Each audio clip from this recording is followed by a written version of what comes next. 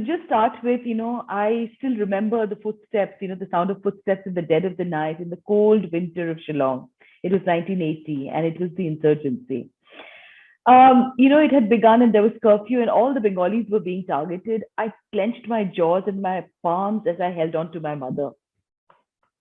It wasn't easy at all. There was no way out. There was no way we could even reach out, to the world outside. And there was no way that I could reach into my own dark space. I had nothing else, no other way to express my joy for being alive and get over the fear of dying, because every day there was curfew, there was somebody who was dying in Shillong. And of course, during those days in the 80s, there was no television, there was nothing around. School was shut indefinitely, and no television, no friends. You don't have school friends who you can get in touch with. The neighbors have all shut their houses. There's only the CRPF. The only friend that I had was my pen and my paper. I began writing to bring cheer in my dark and gloomy life. Writing was so therapeutic for me. So I took out a small piece of paper, a notebook in my, unused books that was there among my pile of unused school books. I wrote the next day, I scribbled on the last page of the book, "We escaped death, Ma and I." So I wrote the next day, and in fact, the days were so gloomy because it was winter, there's nobody around. Shillong gets dark really early, it's in the eastern part of India. But my heart refused to accept that darkness. And I had imagination to find refuge in it. So a lot of writers, we often, as authors and writers, we often get into that space within our own selves to create stories of happiness around us, sometimes of sadness, sometimes of, winning something that, you think that really in the real realm of things, you probably cannot do it. I had the pen to make my dark world bright, equal, inclusive, and beautiful with my words. It didn't need anyone else, right? So as a writer, I learned to write happy stories about families with the house, the sun shining bright, colorful flower beds, children playing in playgrounds because the whole place was empty. All we had was the sound of the marching boots of the CRPF above our heads, because this is a hill station. And I gave each of my characters a name. And this was the first and the beginning of my journaling history. And I did not know where this journaling would have taken me forward. But when I look back, I always feel that I have found strength in all the weaknesses that I've faced in life, and writing was my best friend. It was my invisibility in a place that wasn't accepting us. It was unhindered and it was visible only on paper. I had control on this. I had full autonomy to create anything I wanted. I can create happy families. I can create a very, very free place. I can do anything I want. And writing allowed me to do that, which nobody else did.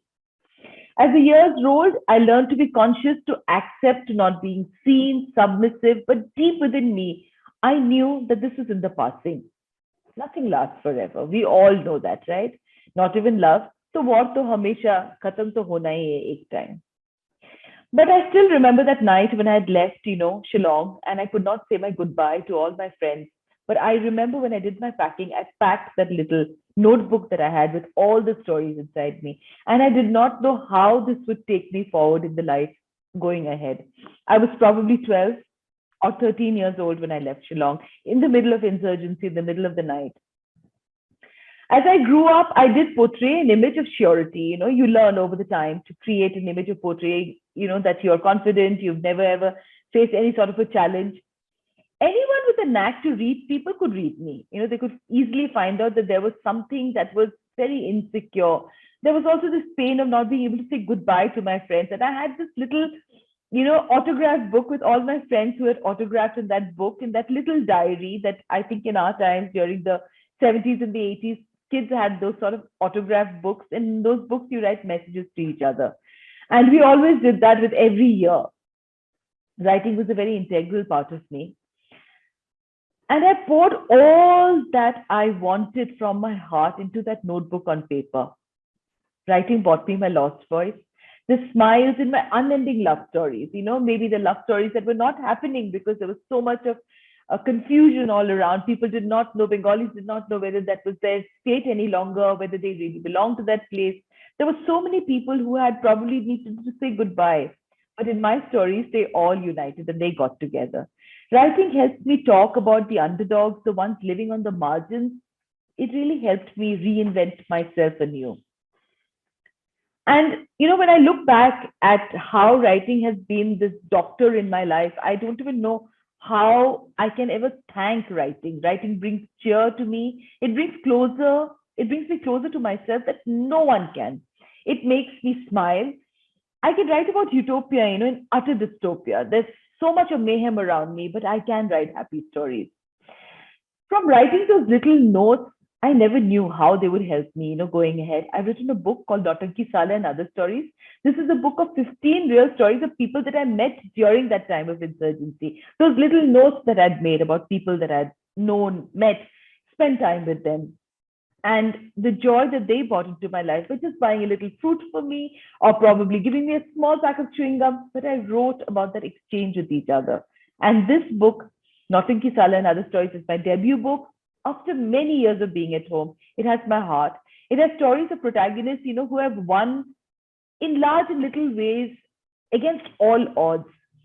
This book is about the ability also to confide in one another. हम इतने डरते हैं किसी और को अपने जो week moments रहे हैं उनके बारे में बोलते हुए, बट राइटिंग आपको जज कभी भी नहीं करेगी.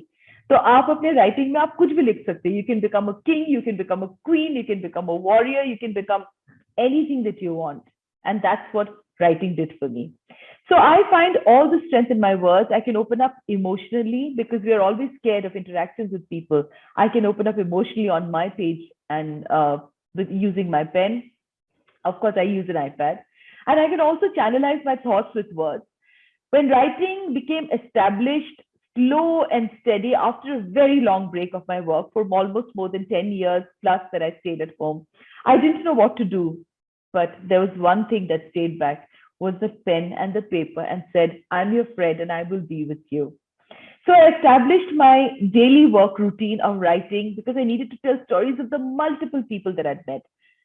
And with writing also, my hunger for more stories, was not reducing at all. What did I do?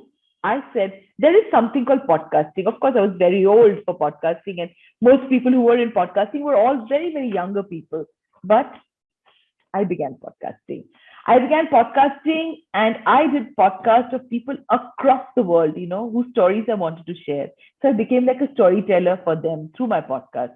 I started it in the pandemic again, like how I did my writing journey when there was curfew all around me. Even this time, this was a human, total catastrophe that had happened and people were dying with a disease that none of us understood. But I began writing in my loneliness. Again, my pen, my paper. I started creating questions. I started doing a research, and then podcasting helped me to travel across the world during pandemic. From UK among the immigrant community who have come across on our podcast. It's called The Mohua Show. We're available on multiple channels. Of course, I never ever imagined that storytelling can become such an integral part of my life. So we have people from UK who are the immigrant society there, and they have always lived being confused about whether they are fully Indian or whether they are people from UK, and the atrocities some of the women who faced there, who've left their homes in India, they shared their stories with me. With the Mohua Show, I've not just traveled to UK, I've also gone to South Africa, New York, and of course, across all states in India. On the podcast, I talk to people who have inspirational stories. We need to hear about how they've been able to reinvent themselves, how they can share their life stories of living life with the higher self.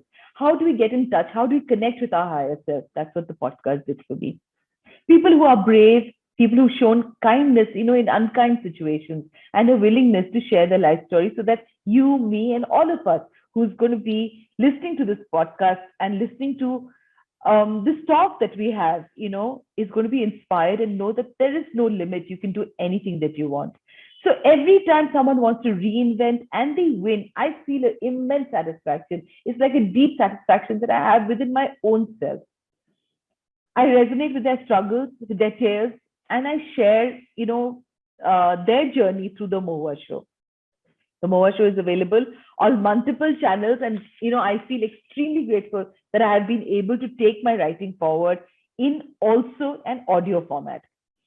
I'm a believer of storytelling, which I did not realize when I was very young. This is the most easy method to connect to a larger audience. And it does not require a huge investment. It doesn't require a huge amount of money. I reinvented myself after a deadly autoimmune disease, so I can do it anytime and anywhere. It did not, pandemic did not stop me. A curfew and an insurgency did not stop me. And I can be at home and do my writing. I can travel all across the world. I can travel to Serbia. I can travel to New York. I can travel anywhere. I don't need to just be there, present, and I can just create stories. And I think that can be so much of joy. Of course, if I were to look back and find who are my best friends, because I've moved cities and I've gone from place to place, we have lost friendships. Writing is my best friend. It is really the space of Zen in which I really can delve deep into myself to share my joy, with the world. It truly brings a smile every time I finish a piece of writing. Every time a reader is able to connect with my writing is when I feel that I've probably been able to do something for someone. There cannot be a bigger happiness. So yes, writing and podcasting on the Mohua Show brings me tremendous amount of happiness and smiles. Spreading joy with creative writing is catharsis, and a good book is a great friend to have. So writing can be your best friend. Like I said, it is my best friend. It has given me all that I thought that I could not get through my work. So thank you so much for having me here today.